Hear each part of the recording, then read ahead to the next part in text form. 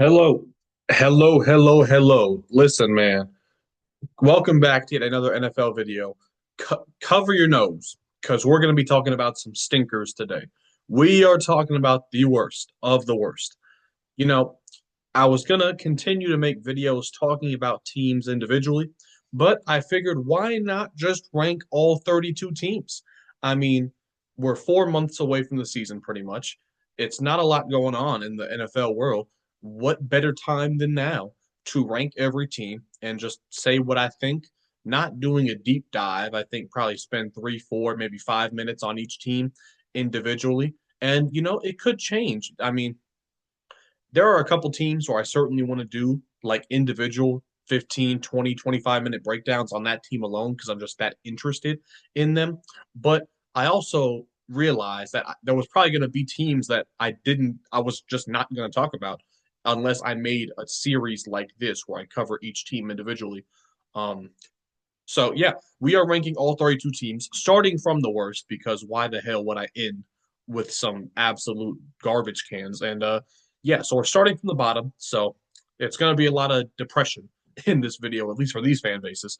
But the journey has to start somewhere, and we're starting with the bums today. So uh, let's get into it, man. I mean, y'all came here to see some stinkers, I guess. So let's talk about them. Thank you for watching, though, as always.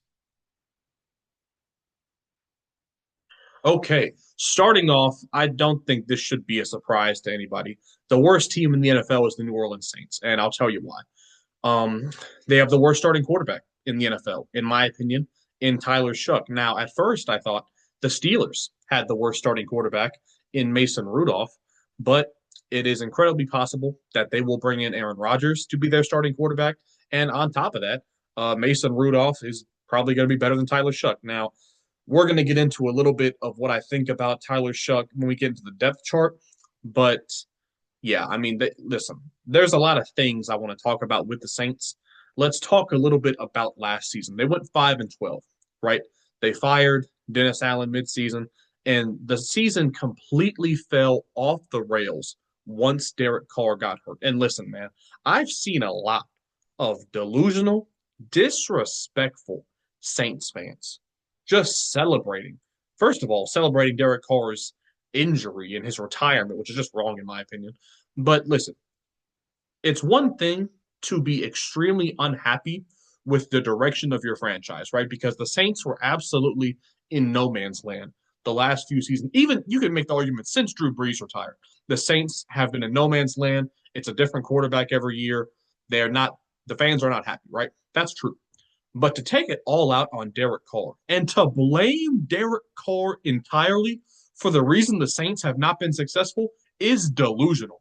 Derek Carr has somehow managed to have a winning record with the Saints in his tenure there. He's been a good quarterback statistically. Saints fans would never admit that, but if you just look at the numbers, Derek Carr was good. And without this, the thing. This is the thing that blows my mind. Without Derek Carr, the Saints were the worst team in football last season.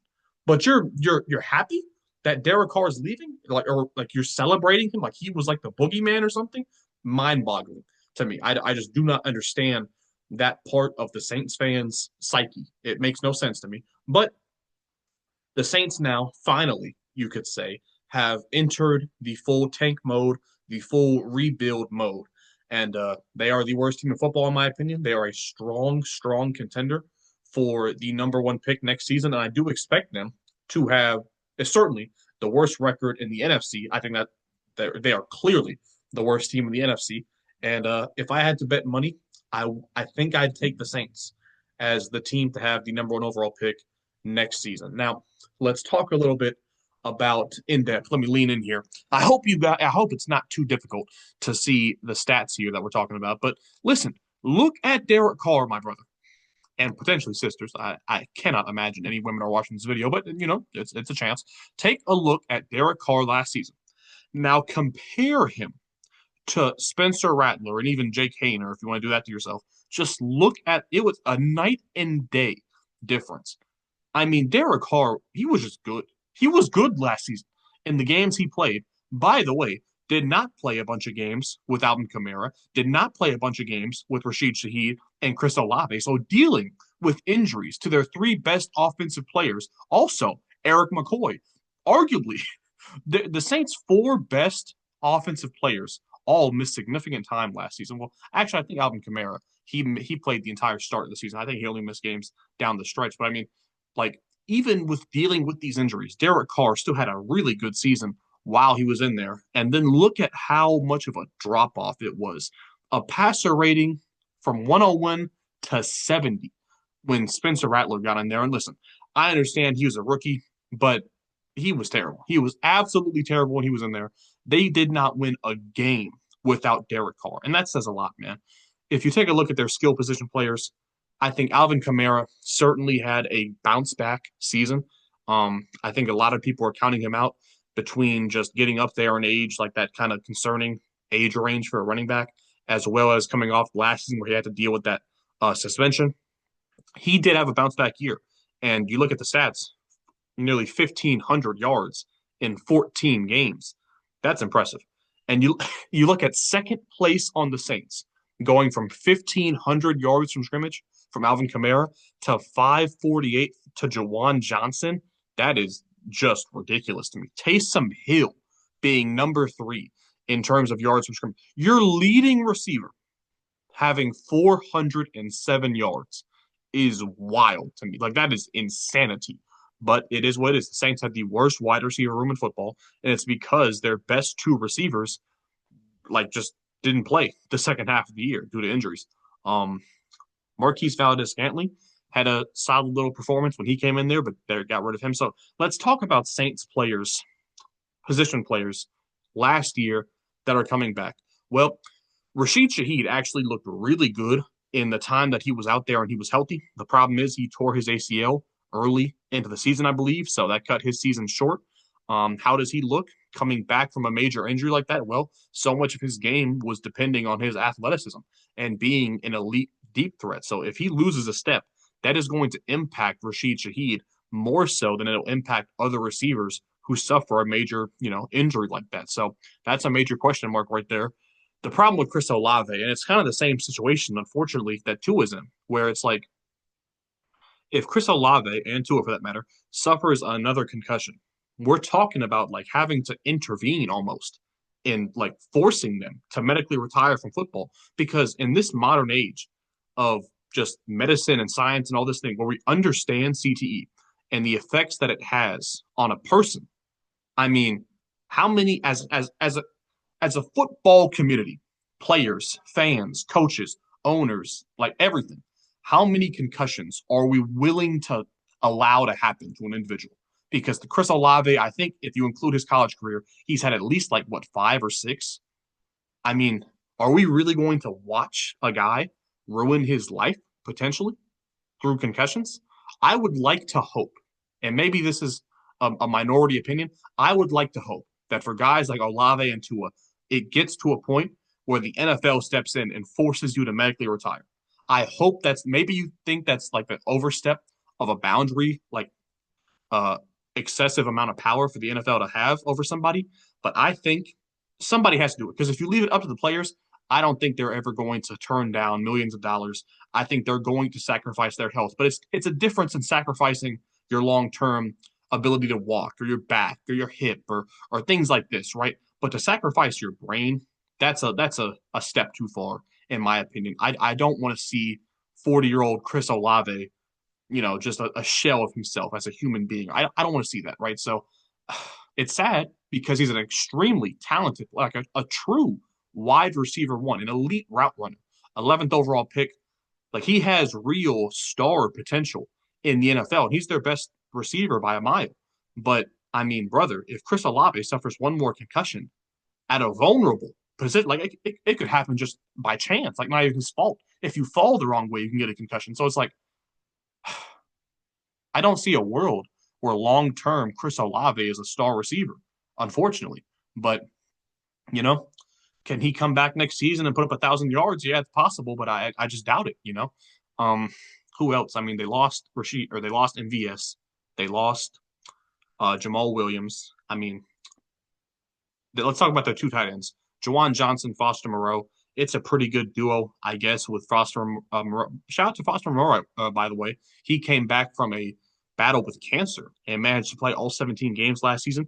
Had over 400 yards and 5 touchdowns. Shout out to him. That's a feel good story. And then Juwan Johnson also playing all 17 games, having over 500 yards. That's a pretty good combination, if you will, at the tight end position.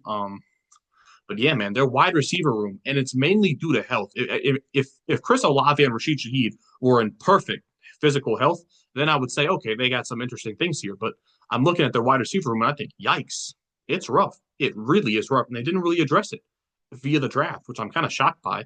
I don't think they had the opportunity to draft a McMillan, but I think they could have gone after guys like Matthew Golden, um, and Emeka Egbuka, guys like that, and really, felt comfortable about that. But I mean, I don't know, man. Leaving this wide receiver room as it is, it's going because it's also going to hurt the development of a guy like Tyler Shuck, right? Because if you put him out there with the same wide receiver room that they had at the second half of last season, you're pretty much just condemning him to fail because you're not giving him even a chance, right, with the guys he's throwing to. So that's an area of concern. But let's talk about the defense for a little bit. Um, it was not a good unit last season. Obviously, Dennis Allen getting fired midseason did not help that whatsoever. Um, I guess they have a really good linebacking duo. That would be the strength of this team. I would say between Demario Davis, we understand how he's been consistently one of the best in the game for like a decade now, and then Pete Werner has kind of come into his own as a really good run defending linebacker. Um, some of the best players from this team, though, Paulson Adebo, they're gone. Marshawn Lattimore, he was a staple on this team for a long time. He's out the door. Cam Jordan is pretty much just a washed up shell of his former self.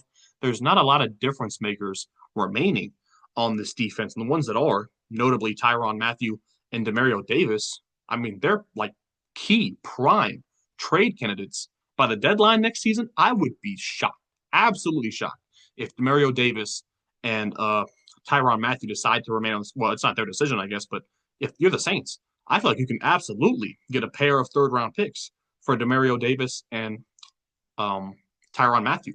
And I don't know why you would decide to keep them on a team that has no chance of making the playoffs, right? So we looked at the roster overall. Let's talk about we looked at last season's roster. Let's talk about some of the moves they made and what it's looking like going forward here.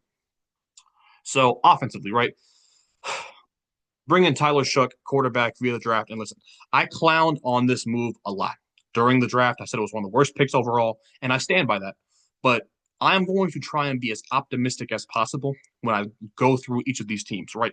So, being as an optimist here, what do I think about Tyler Shook? I actually kind of like the move. Well, not like the move. I understand the move now more in hindsight because here's the thing: you take a shot on a guy who, according to a lot, it's not, it, the more I've done my research, the more people I find who really like Tyler Shough as a prospect, right? So you take a shot on a guy who has a couple traits that you really like, um, and you throw him into the fire on the worst team in football, and you see if he can handle it, right?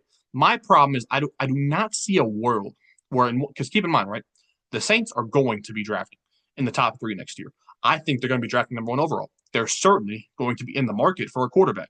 Who would that be? Would it be Garrett Nussmeier? Keep him in state. There's certainly going to be a narrative about that. By the way, to add to that point, Saints' new offensive coordinator coming in with Kellen Moore is Garrett Nussmeier's father. So there are going to be massive storylines next draft cycle about Garrett Nussmeier to the Saints, right?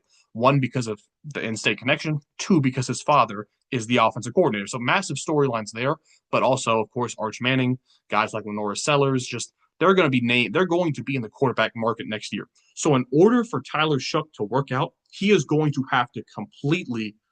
He's going to have a C.J. Stroud, Jaden Daniels, Bo Nix type rookie season with one of the worst receiving rooms in football.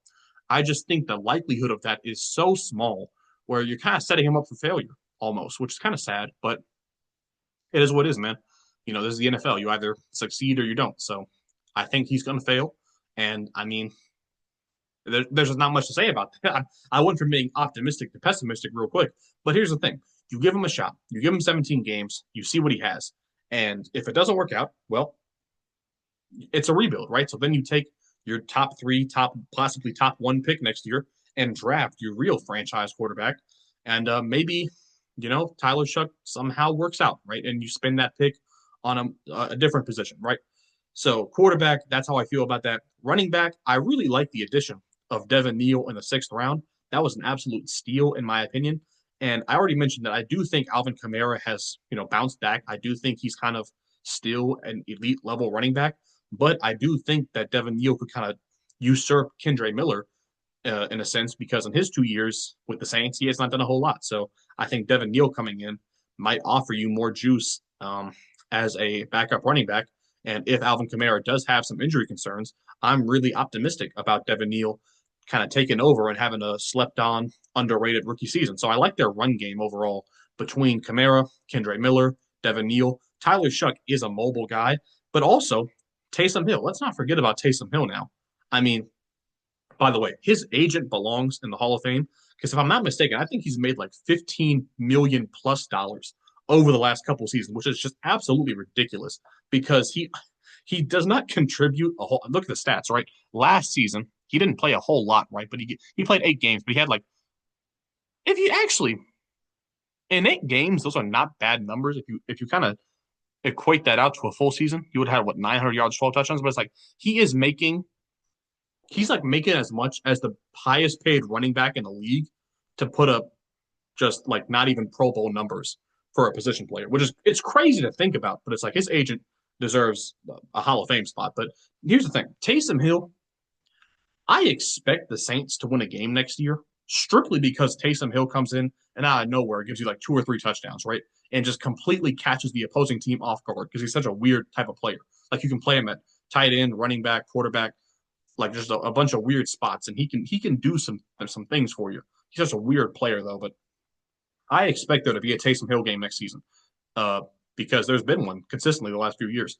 But yeah, he is a weird option in this offense, but he is going to contribute some way somehow. Um, the receiving room did not add anything via the draft. Let's talk about Brandon Cooks coming in. He's pretty much a shell of his former self. I mean, even 2 or 3 years ago, he was a stud, still like 1,000 yard guy on a really bad Texans team. But last year with the Cowboys, he just did not do a whole lot. I think he dealt with some injury concerns.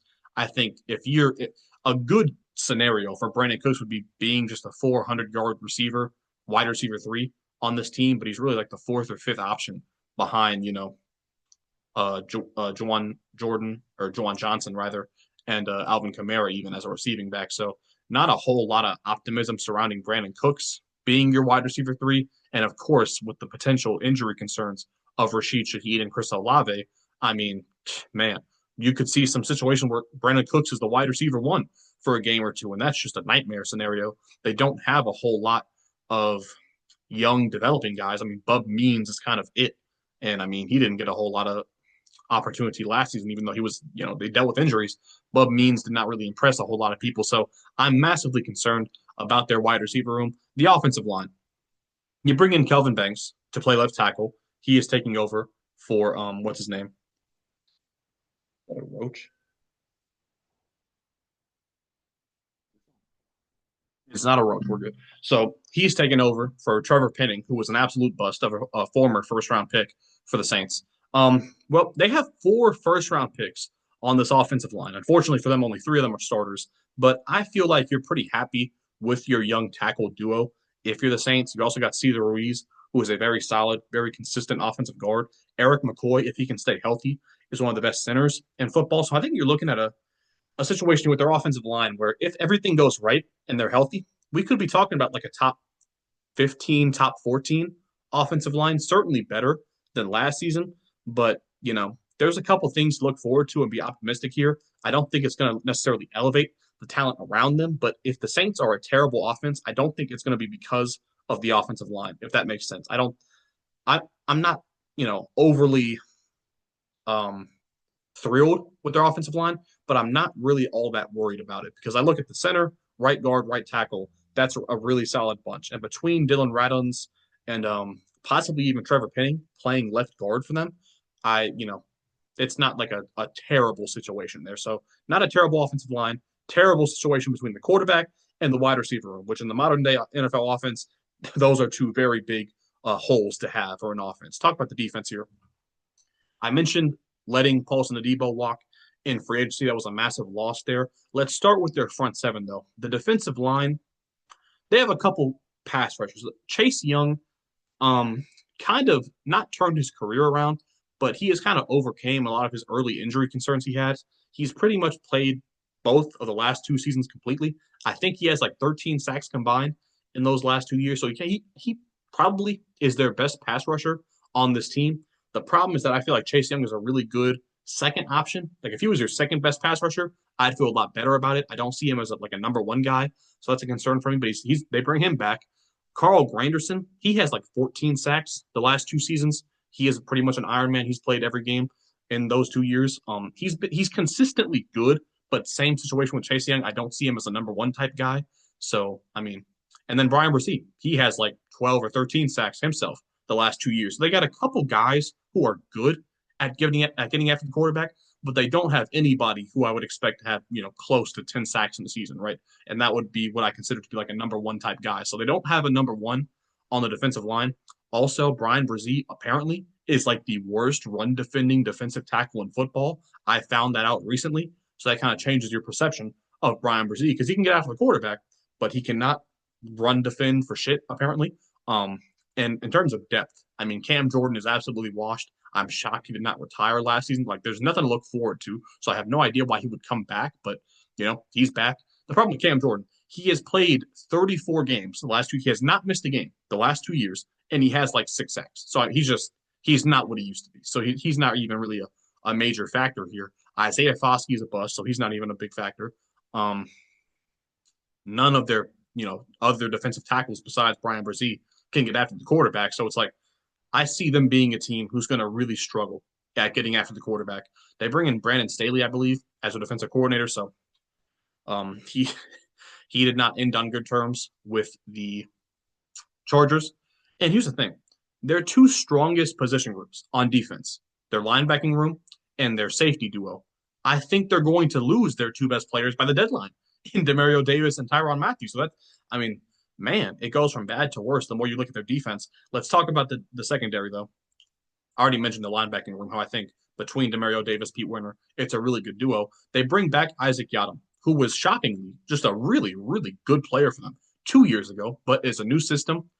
He was not as good last year with the 49ers. He does follow Brandon Staley, though, who was the DC of the Niners last year. They were a really bad defense, but it is what it is. He follows Brandon Staley back to the Saints.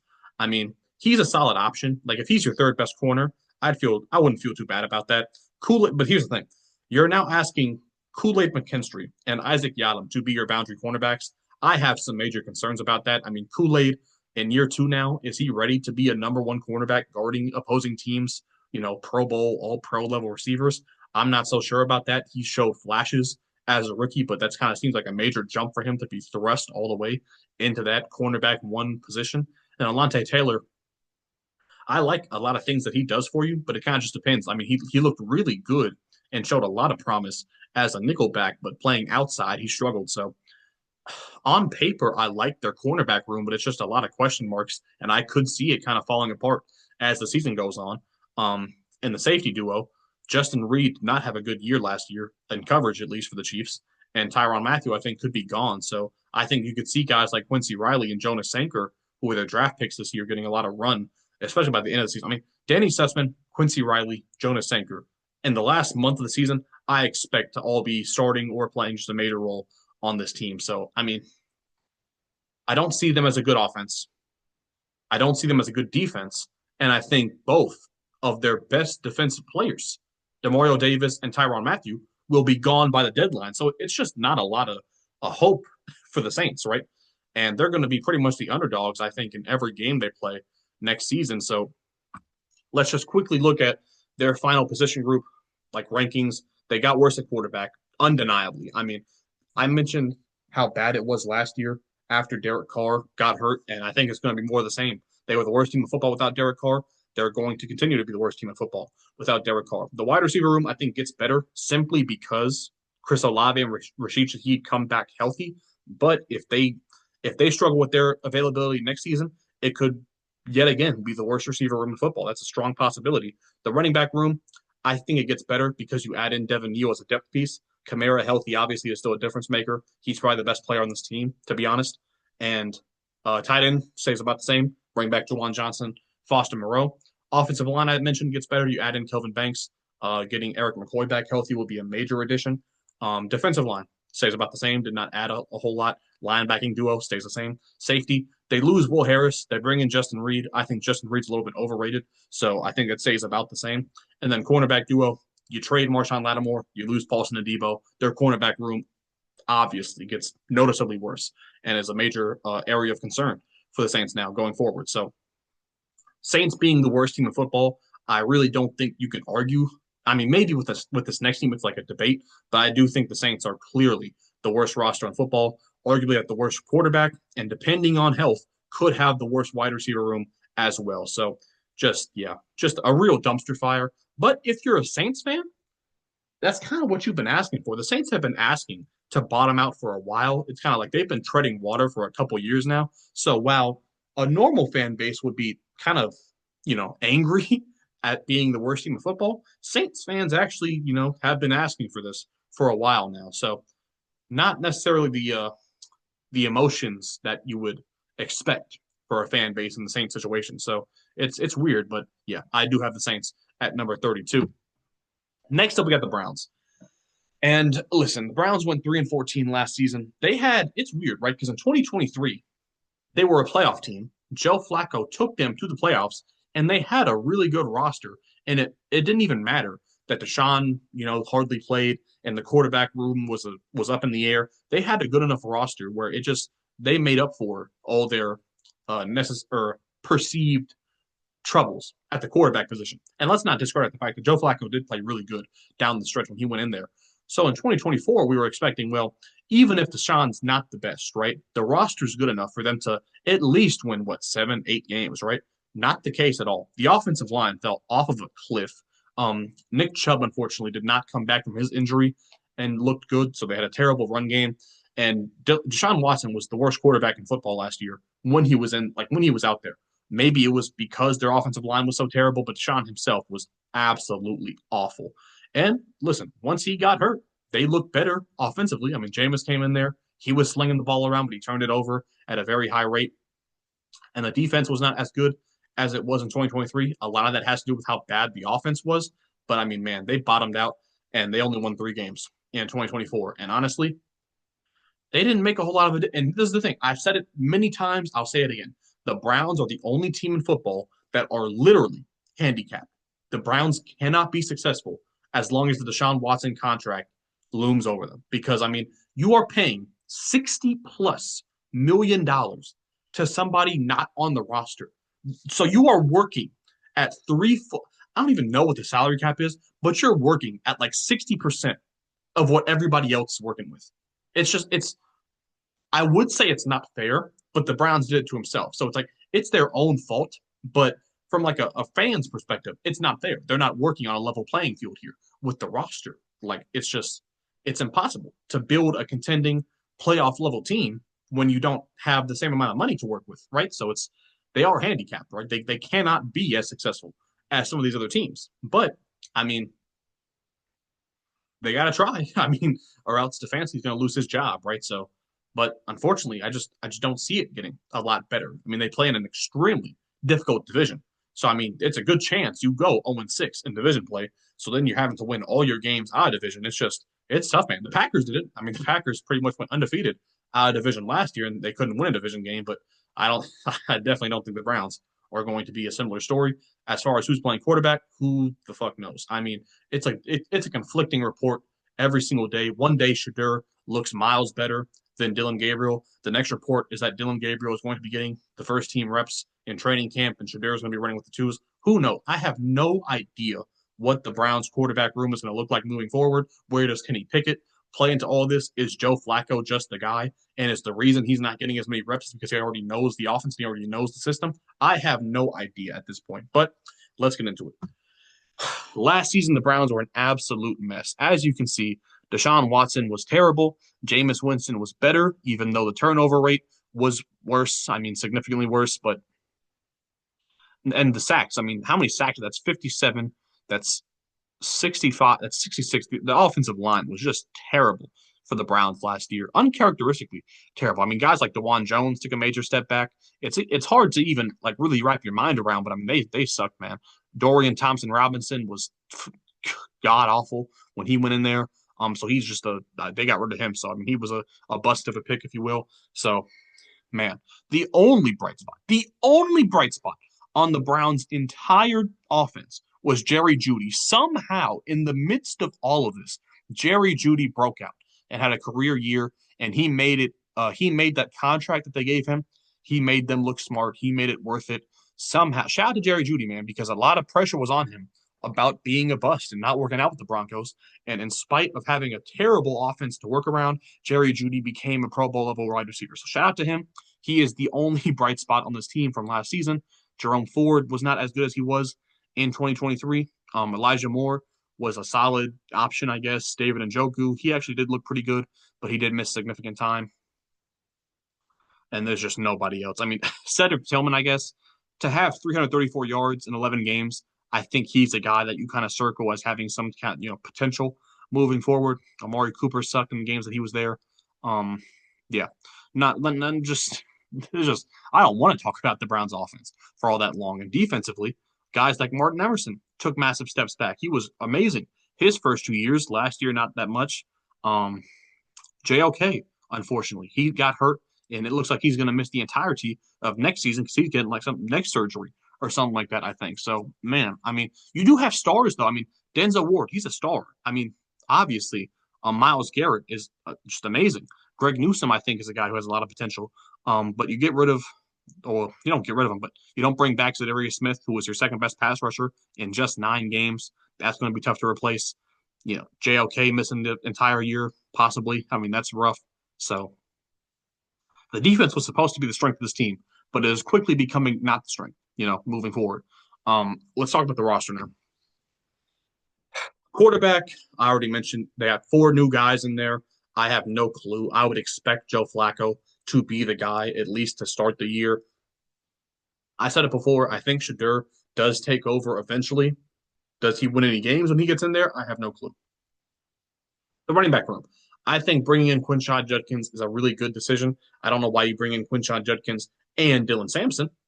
Maybe you don't plan on bringing back Jerome Ford, and you're going forward assuming that Judkins and Sampson will be your 2 guys, but I'm not really sure about that. Um, but the running back room I think is going to be much better than it was in 2024, and I expect them to be a better rush offense than they were last season. The wide receiver room, I do not know why.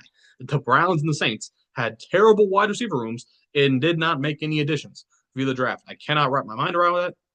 Sorry, I don't know why. I just talked way too fast right there. I cannot wrap my mind around that. But here's the bright side. They have several young receivers who are going to get opportunities this year.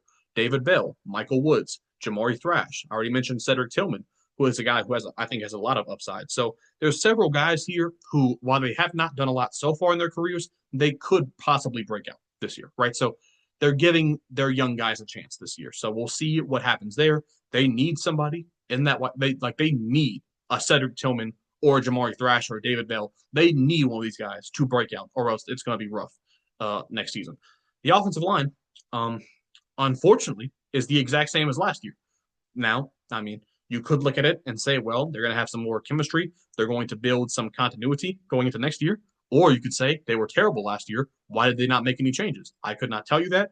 All I can say is that you would hope that with the quarterback change and a better run game, it would make their job a little bit easier. I would think that guys like Wyatt Teller and Jack Conklin and Joel Bitonio and DeJuan Jones would go back to how he looked as a rookie. I would think personnel wise, it should not be terrible, but I don't know. I don't know what to think about the offensive line. Last year was terrible, so it's definitely a concern for me. Overall, I do think it's a bad offense, highlighted by who knows what's going to happen at quarterback, a lackluster receiving room, a questionable at best offensive line.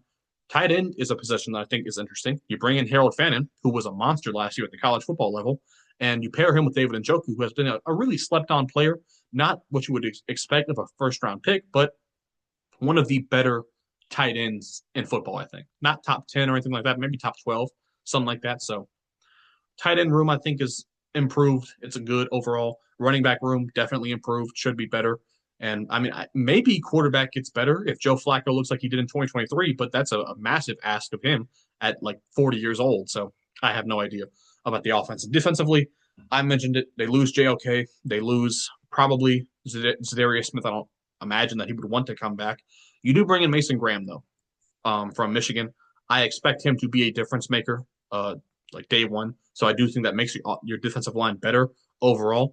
Is there anybody on this defense besides Myles Garrett who can get 5 sacks? I would hope Mason Graham, but if it's not Mason Graham, who is it? I have no clue. I don't see a lot of difference makers in this front seven, if I'm being honest with you. Carson Schlesinger, he could be a positive impact player, but your linebacker room objectively gets worse because you lose a guy like JOK. So I don't know, man. Do not have a lot of hopes for the front seven. I do have a lot of hopes for their secondary because Denzel Ward's a great player. Grant Delpit has shown a lot of promise early in his career. Martin Emerson was great his first 2 years, terrible last season, and Greg Newsome has a lot of potential. So I would think the secondary would be good, but if the front seven doesn't get a whole lot of pass rush, obviously they're going to look worse as a result. So, man, I don't know. I don't know. But like, there's just outside of Myles Garrett, I mean, what is like Myles Garrett, Denzel Ward? Besides those two guys, man, what positives can you point to on the entire Browns team? There's not a lot, man. And when you look at their division being as tough as it is Stefanski getting fired? Is the two-time Coach of the Year Kevin Stefanski getting fired? I feel like it's really possible. I mean, if you win 3 games last year and 4 or 5 games this year, is that acceptable?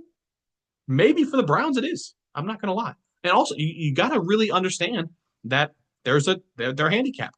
I don't think it was Stefanski's idea to pay Deshaun Watson $200 million guaranteed.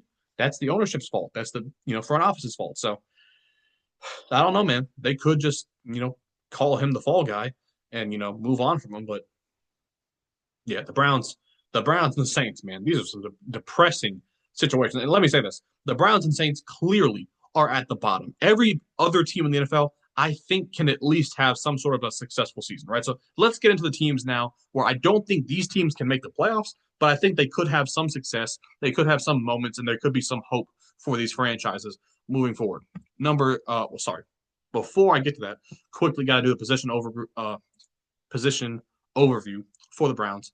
Quarterback, bad last year, bad this year. Wide receiver room gets worse because you lose Amari Cooper.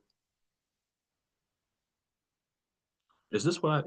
Yes. Wide receiver room gets worse because you lose Amari Cooper and Elijah Moore. That's two guys who, even though they weren't great, they were key pieces for you, and you didn't bring anybody to replace them. Running back gets better because you add Judkins and Sampson. Tight end gets better because you add Harold Fannin. Offensive line is the exact same, major question mark. Defensive line, it does get slightly better because you replace pretty much Zadarius Smith with Mason Graham. And linebacker gets worse, you lose JOK. And then the secondary is pretty much identical.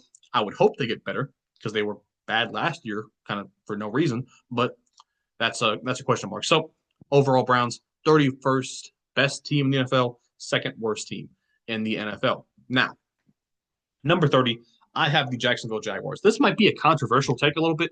I don't know how the rest of the league or the rest of the fandom views the Jaguars. I think there's a lot of optimism because they got Travis Hunter and they bring in a new coach and things like that. You get Trevor Lawrence back healthy. Honestly, man, I am not high on the Jaguars at all. I understand it's a pretty weak division, so maybe that like leaves the door open a little bit for like anybody to be the second best team in the AFC South, but I just don't feel like the Jaguars made close to enough moves to elevate themselves from 4-13. Like, say what you want about Doug Peterson, he won a playoff game with the Jaguars. Like, I just don't think you can say, oh, we got rid of Doug Peterson. He was the problem. I think they have some deep-rooted problems, and a lot of it has to do with Trevor Lawrence. Listen, in 2022, I think it was his second season, he was a good quarterback. He was a really good quarterback. He wasn't great, but he was a really good quarterback, and he took him to the playoffs. They had a winning record. They won a playoff game, all that, right? But the year after that, he got worse. He was no longer a good quarterback. He was average at best, maybe even below average. Last season, he took another step down, and he was bad. His rookie season, obviously, was terrible. So Trevor Lawrence has more seasons of being a bad quarterback than he does of being a good quarterback, right? And that's a major concern. We're 4 years into his career. You would hope at this point you're not hoping and praying that he's average, right? The hope for Trevor Lawrence is that he's just not bad at this point. So it's like that's definitely disappointing to your first 4 years in the league, and the rest of the offense. I just don't think it's not leveled up at all. Besides Travis Hunter, so let's talk about this the Jaguars last year. Look at Trevor Lawrence, man. They were better. They were better with Mac Jones. The record with Mac Jones was better than Trevor Lawrence. That is kind of embarrassing. And listen, I know Mac Jones, he's not a scrub or anything like that, but I mean, if Trevor Lawrence is the number one overall pick and Mac Jones is apparently a bum, according to some people, like, should they really win the same amount of games in less time? That's kind of shocking to me. Man, 85 passer rating, that's bad, man. And I guess according to some stats, he was better than Mac Jones, but it's like not by much, man. The record doesn't say that. And in terms of receivers slash running backs, outside of Brian Thomas, I mean, Tank Bigsby and ETN actually like a pretty solid duo. Bigsby fumbled way too much, but I mean, ETN he's still a really good receiving option. And I mean, to have two backs over 1,800, or sorry, to have two backs over 800 yards, that's actually pretty solid. But I think their opinion of Travis Etienne is getting worse and worse over time. Brenton Strange came in last year because of Evan Ingram's injuries. I'm not very high on Brenton Strange, but I guess they're moving forward with him. But here's the thing: Christian Kirk, Evan Ingram, Gabe Davis, all off the team. I mean, they combined for what 1,000 yards, pretty much. So you got to replace all those guys. Is Travis Hunter replacing all three of those guys' production? I don't think so. Um, Parker Washington. I mean, you need guys like Brenton Strange and Parker Washington to really step it up next year. And I'm not saying those guys are scrubs, but I'm just not so high on that philosophy or that idea, I guess you could say. Defensively, you really like the duo of Trayvon Walker and Josh Allen. Those are two guys who I believe in heavily as a real pass rush. Those are two number ones, so I'm high on those guys. Aluakun, I know Devin Lloyd, according to the advanced stats, is not that good, but I mean, he led the team in tackles. I feel like he still has a lot of room to grow as a linebacker. The secondary was bad, right? I mean, I don't know why they got rid of Darius Williams. I think they're missing him because outside of Tyson Campbell, they don't have a single cornerback who's worth a damn, in my opinion. The safety duo was not good last year at all. You get rid of Andre Cisco, so that's a net positive in my opinion. But defensively, they were bad. They were bad last year defensively. They didn't make a whole lot of adjustments, really, unfortunately. So let's take a look at the roster.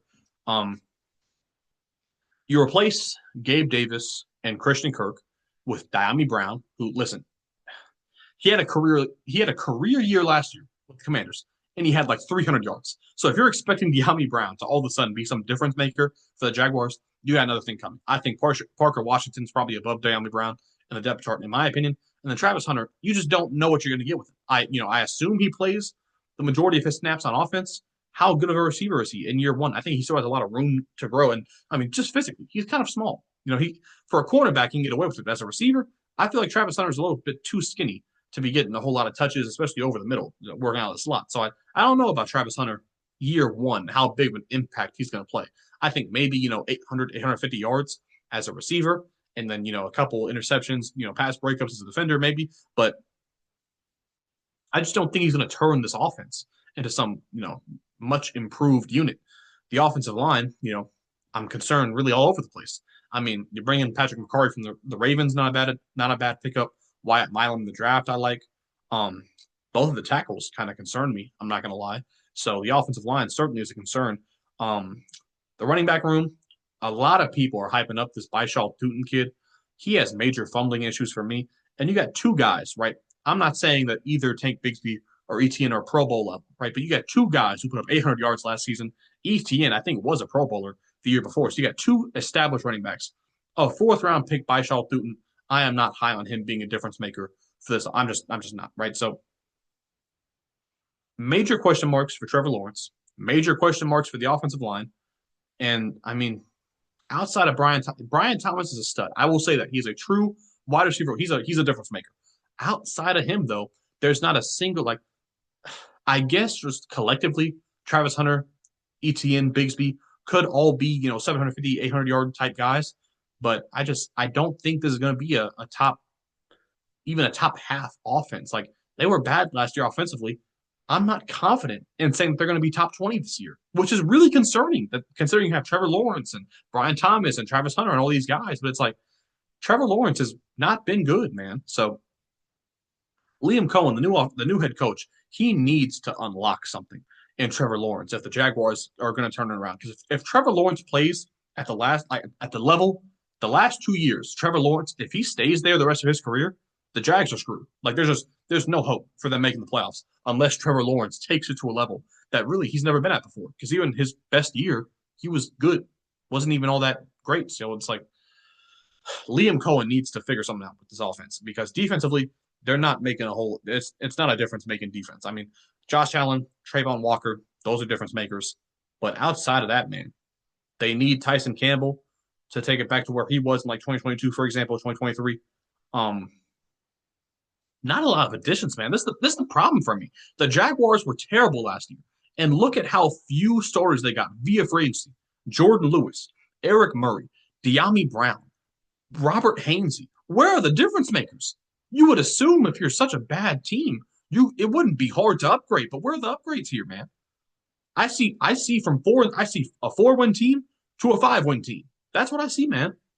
Because man, defensively they got one, two new starters, and those guys are other teams' leftovers, man. Respectfully, and Travis Hunter. I mean, is he going to be a full time corner? I don't think he is. Man, it gets rough because this is the thing. When I started this video, I had the Jaguars 2 or 3 spots higher, but then I looked at it and I thought to myself, man, they just did not improve enough. Because if you're a 4-win team, man, there is a lot of room to grow, but the Jaguars didn't do it. They did not like they're depending on massive development from Anton Harrison and Trevor Lawrence and Devin Lloyd, I guess, and things like that. But I mean, why would you not sub? Do they have no money? Where is their money going? Because Trevor Lawrence, he's still on his 5th-year rookie contract. They're not paying Brian Thomas and they're not paying Anton Harrison. Where the hell is the money going for the Jaguars? They have a bunch of guys still on rookie contracts. Is Josh Allen just getting paid $100 million a year? I don't think so. Like, I don't get it, man. It's really concerning to me. But yeah, it is what it is, I guess. I am not high on the Jaguars whatsoever. And I guess you could say the good news is they didn't get worse anywhere collectively.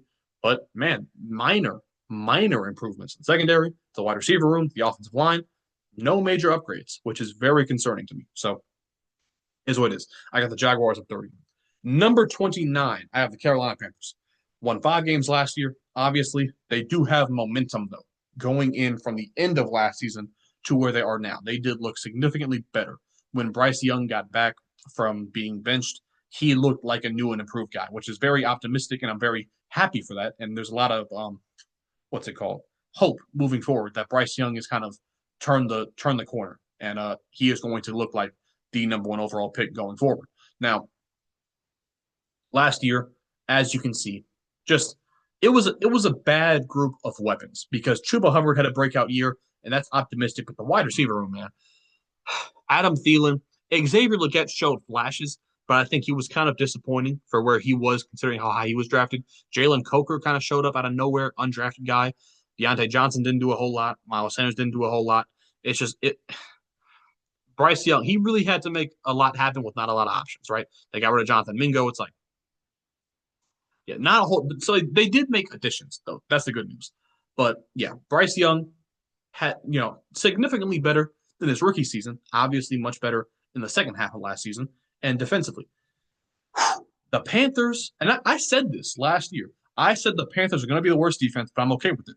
They were clearly the worst defense in football. It was not even close. They were the worst in points. They were the worst in yards. It was terrible. And a big part of that, they lost Devin Brown, I think, in week 1. Devin Brown. It was Derek Brown, I think. Derek Brown's his name. They lost their best defensive player in week 1. So, I mean, it went from bad to worse in a hurry. At least J.C. Horn played a relatively healthy season. He's their best defensive player, I guess, that played last year. But here's the good news: they make major improvements to this defense, mainly because Derek Brown comes back healthy. But they did spend a good amount of money, which I like to see. They are now investing in this team around Bryce Young, which I'm happy to see. They are making the right moves. They're making the right decisions. The reason I have them ranked so low is because I just haven't seen anything. It's a lot of optimism It's a lot of hypotheticals. I have not seen a whole lot from the Panthers yet that could make me rank them higher than 29th. But I do think the potential is there for them to have a 6 or 7 win season. Now, let's take a look at the new and improved roster. Obviously, you're bringing Tedero McMillan. I love that pick, by the way. I was clamoring for that pick for such a long time.